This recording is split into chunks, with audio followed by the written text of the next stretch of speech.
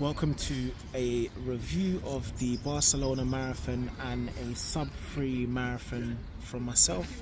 I thought I'd put this together just because I know in the lead up to me running the marathon, I consumed a lot of YouTube content.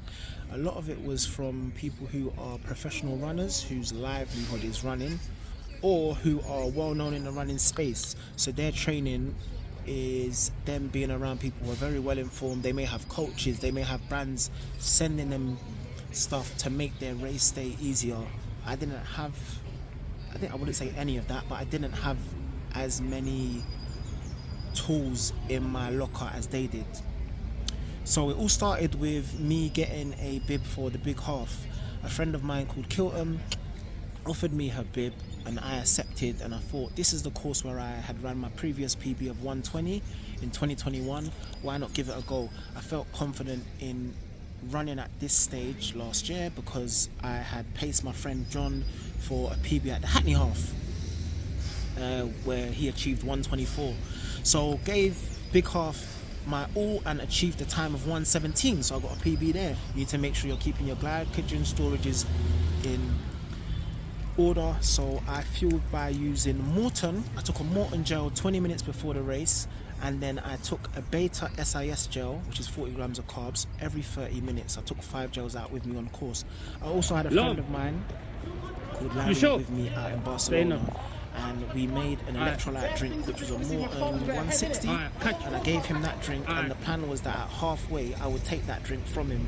By the time I got to halfway, I actually felt good enough, so I didn't take the drink. I just continued and I fueled with the gels, and I was taking water on the course.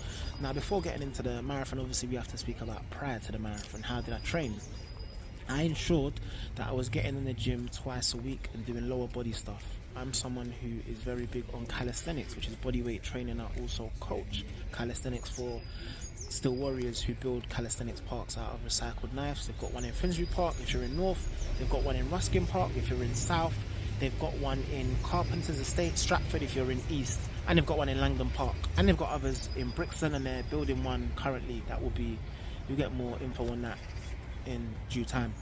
So I was making sure I was doing leg strengthening stuff twice a week. Leg extensions, hamstring curls, box jumps, box step ups, calf raises, weighted calf raises, lunges, so many different exercises. I think I've got a YouTube video of me doing some strengthening stuff, and I was training with Larry and Philip, who have a much stronger lower body than me, so that was a nice push.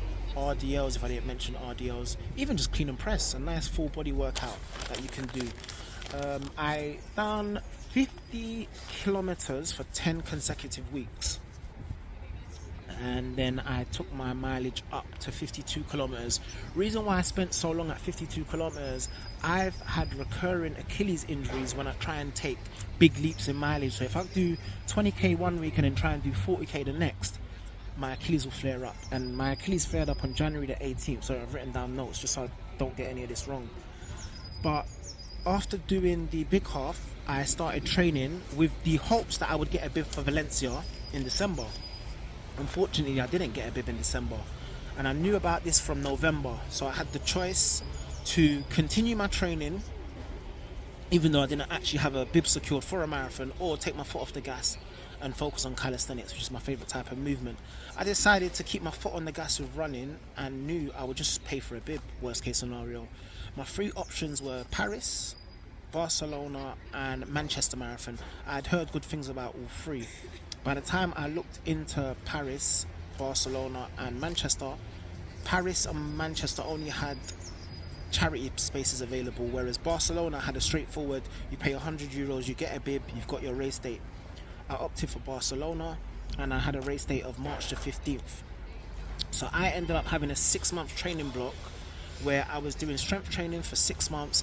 I was stretching on a daily basis because I would usually do a yoga session with my friend Martina, who has a great yoga session on a Monday in Finsbury Park. From me getting the soreness in my Achilles on January the 18th, I made it a priority to stretch on a daily basis, which takes a whole different level of discipline. Alongside that, I would say making sure that I was looking after myself nutrition wise, of course, and sleep wise. These are things that we often underestimate. So I follow a plant based diet. So I don't eat chicken, I don't consume dairy, I don't eat fish. A lot of my food is repetitive. I eat a lot of chickpeas, I eat a lot of lentils, and I try and keep myself in good shape. I cycle everywhere. I cycle to and from clients. I cycle to and from training sessions. So I spend a lot of time using my legs anyway and building up an endurance. And I've been cycling for years. I also, which I didn't do in previous years for the marathon, really got the mileage in and diversified the types of runs I would go on. So usually I'm just a speed guy. I just want to run at race pace or even under race pace. This time during the block, with the help of John, I've done some tempo runs. So I remember doing that 32k and taking the first 10 easy, the middle 10 at race pace, and the last 10 easy again, and just getting yourself ready for it. But also practicing my fueling on those runs. So beta SIS gels was something I discovered this year. They're 40 grams of carbs, so they're something you can take every 30 minutes. But if you are doing London Marathon or doing a long distance run, I would say get to practicing your race fuel. Now, I've got Barcelona as my marathon. I then started really looking into who else had ran Barcelona and who else had ran a sub-3 marathon, and taking things from their locker. What kind of runs were they doing? Now, a lot of these guys are people who run a lot more than me. My peak week was 68 kilometers. Some of the guys that I was watching that were running sub-3 were running 100k a week. I also took my tapering seriously, so from 68 kilometers in February as my peak week, I then dropped my mileage to 39 kilometers, and then the following week was 29 kilometers. So I was really making sure I was letting my body recover in those tapering stages, which is something I didn't respect in the previous marathons. Making sure I weren't just tapering with running, but in terms of even cycling, even training, not trying to overload the body when it should really be recovering from the intense training block that it's just undergone. I would also say sleep. Making sure whilst I was out in Barcelona prior to the actual race, making sure I was rested well, making sure I was carb loading. I'm someone who often eats a big breakfast anyway, but I will put in pictures and walk you through what I ate whilst I was in Barcelona. So I just literally landed and searched pasta near me, vegan near me, those kind of things, where I could go into a restaurant, consume some carbs. And the first place I found was a vegan Italian spot called 26k. I ended up going there and getting some pasta, and then I had some potatoes, and then I had a tiramisu as a treat. For carb loading, when I landed, I bought bagels, just a normal New York bagels, and peanut butter and bananas, and I had that for breakfast whilst I was in Barcelona for the 2 following days. So I had 2 bagels with peanut butter and banana, and I had oats with banana as well. On race day, waking up 2 hours prior and making sure that I had 2 bagels with peanut butter, banana. That's all I done really. There's no secret in training for a marathon. Of course, you need to do your leg strengthening exercises and build up the strength there. You also need to go on your long runs and diversify your runs. Make sure you're not just going all out and doing speed sessions all the time. I didn't actually do that much track work in the build up to this. A lot of it was road running.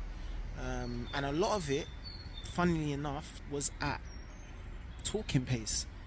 I think the 28 kilometer run I done was me really pushing, but even on that run I ran for feel. So I looked at my watch on the first kilometer, and then I didn't look again until the 10th kilometer because I had lost track of what kilometer I was on. And then when I looked at my splits at the end of it, I was actually doing race pace. I was bang on race pace for what I needed to achieve on the marathon.